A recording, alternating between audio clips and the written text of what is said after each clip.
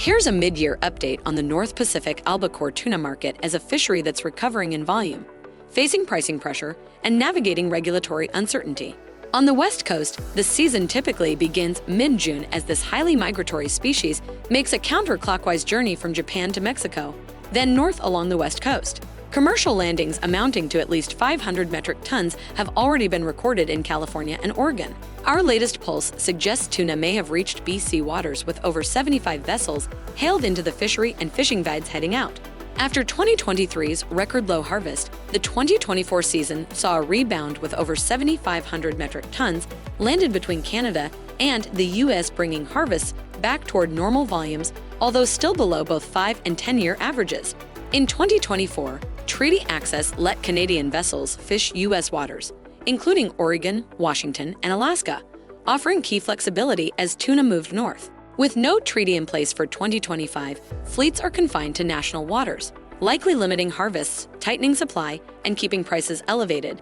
Despite tight supply, Canadian albacore remains a premium white meat tuna with low mercury, high omega-3s, and MSC certification since 2010. With recertification underway, it continues to lead in markets prioritizing sustainability, nutrition, and traceability.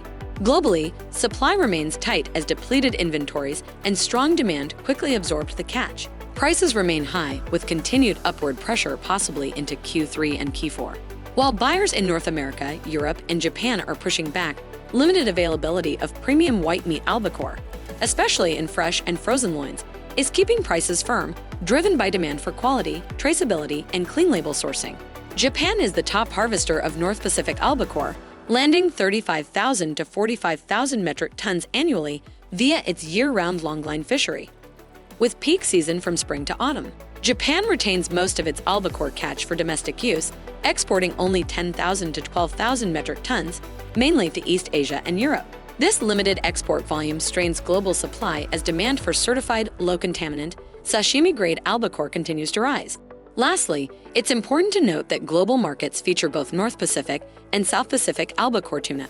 Despite sharing the same scientific name, they differ significantly in flavor, texture, and price. Our recommendation is to secure North Pacific albacore supply early, particularly premium Canadian product with MSC certification, as global availability remains tight, treaty limitations constrain harvests, and pricing is expected to trend higher through Q4. For more information about albacore tuna products, please contact your TradeX Foods business representative. If you're not already, be sure to subscribe to our 3-Minute Market Insight to stay tuned for further updates. Thank you for joining me for the TradeX Foods 3-Minute Market Insight. This has been Anna, reminding you to buy smart and eat more seafood.